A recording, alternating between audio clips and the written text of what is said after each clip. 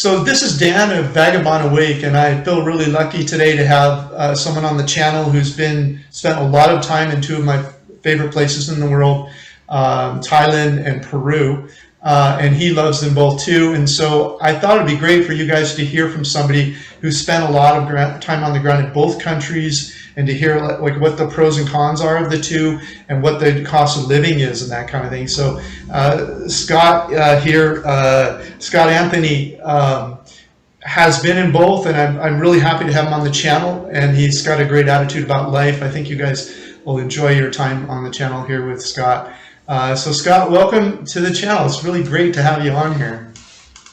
Dan, thank you so much for having me. I'm a big fan of your channel, and you bring a lot of value about the details of cost of living around the world, and I just think that that's an area that people are increasingly interested in. Thanks for having me. So great. So do I understand correctly that you just spent a few years in Peru during the pandemic, and now you're back in the States visiting family? Is that right? That's right. I was born in Northern Virginia, so I'm from the States, and I spent almost 2.5 of the last, two and a half years in Cusco, Peru. But actually, some of that was like right before the pandemic happened. So I was able to go to Manu Jungle. I was able to see the jungle and Machu Picchu again, and some other stuff around Cusco. That's great. And then you also spent time in a few months in Chiang Mai. Is that right? I lived in Chiang Mai for 4 months, and I had been there previously way before, like 8 years before, for 1 month. So I had already had a taste of it before I lived there for 4 months. So I'm pretty familiar with Chiang Mai. So that's great. So let's talk about cost of living, comparing the two in a second. But first I want to ask, what's your overall feeling of comparing the two places, the pros and cons, that kind of thing? What are your thoughts on that? Right. So, I mean, clearly your audience knows this. We're talking about two incredibly different places.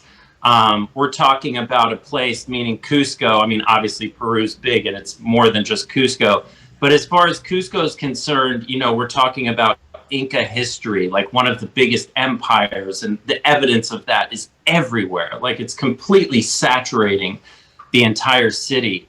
And it's Catholic, by religion, whereas obviously Thailand is almost all Buddhist by percentage. So you're talking about two extremely different cultures that both of them may appeal to your audience. One of them, Cusco, is actually quite cold a lot of the year, whereas the other one is, almost never cold, meaning Chiang Mai, Thailand. Right. Chiang Mai, Thailand, I'm sure is of great interest to a lot of your audience. I mean, some of the pros of, let me just keep going with the Chiang Mai thread. If you like being on a scooter, be safe, but if you like being on a scooter, that's super fun. If you like Buddhist temples, there's thousands of them. If you like beautiful beaches, Thailand can offer you, tons of that. Healthy food is very inexpensive in Thailand, and that is a great draw for people on a budget. Healthy food in Cusco, unless you're doing all your own cooking, is not that cheap. It's quite more expensive than Chiang Mai. So if you're looking at a budget situation, you may be better off in Chiang Mai than Cusco, which I feel might be 20% more expensive. That makes sense. Yeah, I would agree with all of that. I did notice they both, not so much Cusco, but other parts of Peru. I don't want to get too far off topic, but I've noticed that they do have some vegetarian options, like in Lima and other parts of Peru, that's a little more healthy in the restaurants. But you're right, there aren't as many budget choices as you'll find in Thailand. Thailand, you can eat so healthy, and you can really discover like I fell in love with spicy food in Chiang Mai. Like, I didn't even like spicy food. I really like the word foodie that much, but it made me a more adventurous foodie just by living in Chiang Mai. How would you compare the two with respect to maybe rent, utilities, yeah, maybe some samples of those, and then maybe, what a budget would be for the two for a single person. In Cusco, Peru, elevation 11,200 feet or 3,400 meters, by the way, just as a fun fact. Yeah. I mean, we're talking twice the elevation of Denver, more than twice, maybe. Denver, Colorado, sorry, for those of you who are not. So an apartment, a nice apartment, but rustic, that's one bedroom, nice bathroom, large kitchen, $125 a month during COVID times USD. Wow. I would say $250 for what I described. Quite a nice amount of space, a nice kitchen. You might even have a big fridge. $125 during COVID times US dollars, $250 during non-COVID times. Okay. And that's Cusco. Per month. Per month, right. That's Cusco. Okay. Now, and that is, by the way, also in one of the nicest neighborhoods in Cusco, which is called San Blas. If you wanted to be further out from the touristy areas, you could do better than that. Now, as a basis of comparison in Chiang Mai, I found that to be pretty similar. So pretty similar, but you would get less space for those price points. Yeah. Okay. And what about like utilities? Were they included, or did you have to pay them separate? That kind of thing for the two. So Cusco gets quite cold. There's a significant part of the year where it could be this is going to be in Fahrenheit. Near zero. Let's just put it that way. Near 0 Celsius at night. That could be a good chunk of the year. So I like to run the gas. I'm really exorbitant. So I like to run the gas heater and the electric heater. So the gas heater, that's two gas balloons a month. So that would be about $10 times 2. That'd be about $20 US for the gas. And then for the electric, in total, all of my electric bill was, let me see my notes here, $40 US per month is standard if you use a little bit more electricity than a normal person. Okay. Now, in Thailand, I doubt you're going to have a gas heater, but let's focus on the electricity part, which I believe for 1 month would be a little bit less, maybe most of the time. Let's see if Dan agrees with me. Maybe more like $30 US. Yeah. But let's. And what about internet, cell phone, that kind of stuff? So internet can range from free. A lot of landlords during COVID times will actually throw in the internet, which is amazing because the internet is quite good, but not blazing fast. It won't be like Thailand, but it will be good and it will be fast. So it was free at my last place. And then the place before that, I paid something like, I paid $20 US per month for internet. For cellular, I think for cell phones, in Cusco, people were paying around $20 US per month.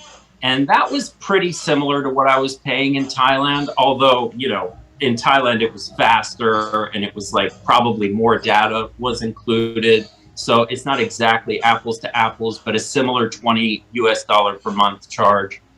Right. And do you remember, like, if you were to compare what you were spending in restaurants in the two, and then maybe groceries, that would be great. Sure. So this is the thing about Cusco. Like, if you're really trying to live on a low budget, and you could certainly live a pretty nice life in Cusco for between $700 and $800 US per month, you could certainly do that if you cooked a lot. Maybe not if you're a big drinker, then it would be different. Right. But I would say, like, I had like a stupid food budget in Cusco. Like, I spend a lot of money on food because I buy like fancy juices and I go to fancy restaurants for like almost all of my dining, and I don't cook that much. Yeah. So please, your audience, take this with a grain of salt because it's very high. I spend about $600 a month on food in Cusco, and most people would spend like not over $400 on food. And that's going out to restaurants quite frequently. Okay.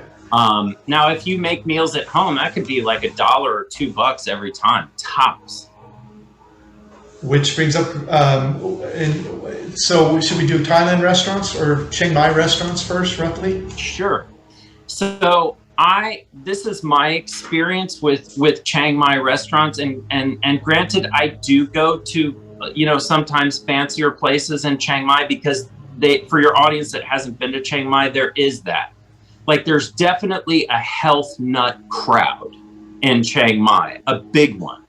Yeah. And they will pay extra for the best smoothies, and like the avocados are pampered and like, like they're held up to, they're blessed by someone or whatever. Yeah. But even given the fact that if you go to fancy restaurants in Chiang Mai frequently, I would put the food budget at, let's say I spend $600 in Cusco, I would move it down to $400 per month in Chiang Mai. So some significant percentage less, even eating, well. Right. And having a lot of choices of restaurants, real healthy food there too. Maybe it's the competition that keeps the prices down a little. And so what about, it doesn't sound like you cook much at home, but what would you say is your grocery budget for the So I could reduce the $600 per month figure significantly by eating in more. And if it wasn't COVID times, I actually would do that because I'd be traveling more, which would add to my budget, and I would handle that by lowering my food costs. Right. So I'll put it to you this way. When you cook at home, instead of me spending $8.50 US dollars on a meal at a restaurant in Cusco, I would make something and it would be $1 or $2. Right. That's the difference. Yeah, that's a big difference. Yeah. And what was your feeling in terms of the market and the selection of the fruits and vegetables and the other food products that you find in the two? What are your thoughts on that? The market selection in both places is stellar. Meaning Chiang Mai, where there are beautiful markets with all kinds of fruits and vegetables fresh. Cusco is the same thing. Like, when you go to Whole Foods, if any of your audience goes to Whole Foods, you might pay like $2 for an avocado. Right. That avocado came from Peru. So, when you get an avocado at the most expensive place in Cusco, Peru, I mean, it's going to be like $1 or 90 cents, which is quite high for Cusco. Right. But, in Asia, I guess I would say you have a much broader, we're talking about Southeast Asia and Chiang Mai, you have a much broader selection of fruits, and they could be cheaper. Because, like, for example, you could get jackfruit in Cusco, but you would have to really know what you're doing. Like, it wouldn't be at every market, and it would be more expensive. And in Chiang Mai, it would be, like, really cheap. Yeah, and available. Yeah. That's great. And so this might sound like an odd question because it's going to vary between people, but what's your sense of the two? Which one did you enjoy living in more, and why? Wow, that's an interesting question. God, that's so tough, Dan. I'm going to tell you why. Because I really love the jungle, but I wasn't able to go to the jungle this time because I was worried about spreading the virus to tribes and people that, everybody was concerned about that. Or sorry, a lot of people are concerned about that. I didn't want to go to the jungle and chance it. That's something I love about living in Cusco because Manu Jungle is only an 8 hour drive away. I have very, very close friends in Cusco, which I have more of a minimum of in Chiang Mai. So that kind of changes things. But I'm going to try to answer your question like apples to apples. Like, suppose I didn't know anybody in either place, and suppose the jungle was not a part of the equation. I would say that Chiang Mai slightly edges out Cusco because I'm the kind of person that really loves movement. Like, I love the movement of being on a scooter. I love the starting my day by being like in a sea of people, like on a scooter. It's just something I super enjoy. If I didn't have that in Chiang Mai, I think they would be more equal. Okay, okay. So that's, and you mentioned the scooter in the first part of the interview too. And so that freedom really plays a big role for you.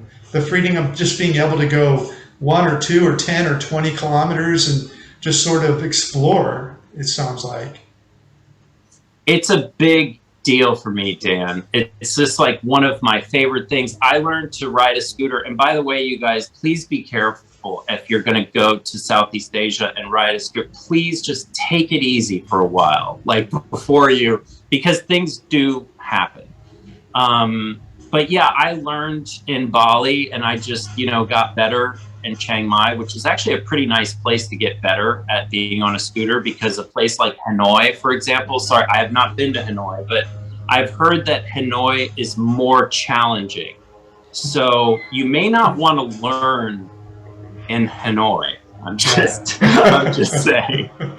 Absolutely. And that's great. A great caution message that you're sharing there.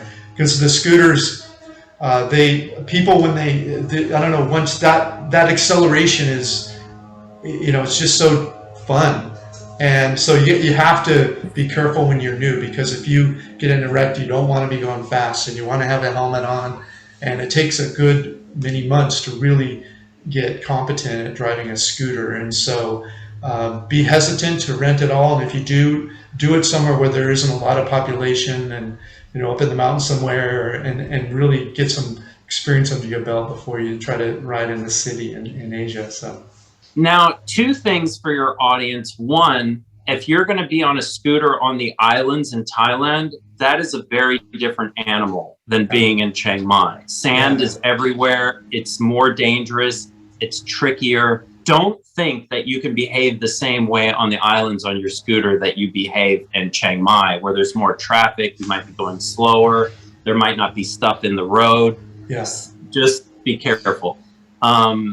Yeah, I wanted to get that in. Oh, the other thing I wanted to say is some of your audience might be thinking to themselves, but Scott, can't you ride a scooter in Cusco? Like, exactly. Why does it have to be one or the other? Right. And my answer to that question may or may not be correct. I'll leave that for you guys to decide. But Cusco is not a place where a bunch of people ride scooters and they grew up on scooters. And it's like part of the fabric of daily life. People are in cars. They're in taxis. They take taxis and buses like around turns, It's just not that kind of culture, and I'd rather be on a scooter where people have done that their whole life. Yeah, it's in some ways the U.S. is that way. It's not as safe being on a motorcycle in the U.S. because people don't see motorcycles. But when you're in Southeast Asia, they see you, and they see you. You could be on the wrong side of the street, and they'll still see you. And so that's a really good point. Yeah, so, wow, you've done a lot of travel now.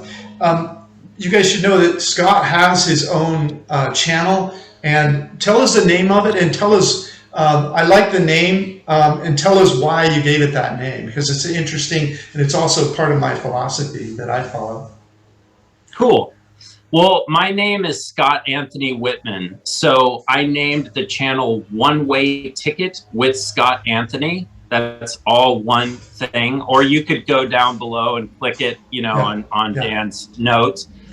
I named my channel One Way Ticket with Scott Anthony because my life is about slow travel, and that's how I found Dan in the first place. It's like I want information about slow traveling the world. And people who slow travel often buy one-way tickets because they don't know where they're going to go. They don't know how things are going to unfold. They're not trying to get back to like the States, for example, because they have to get back to work. I'm already at work like all the time. So yeah. Hey, if you liked our video, please like, comment, or subscribe. Any of that would help our business. Thanks so much. Thank you so much.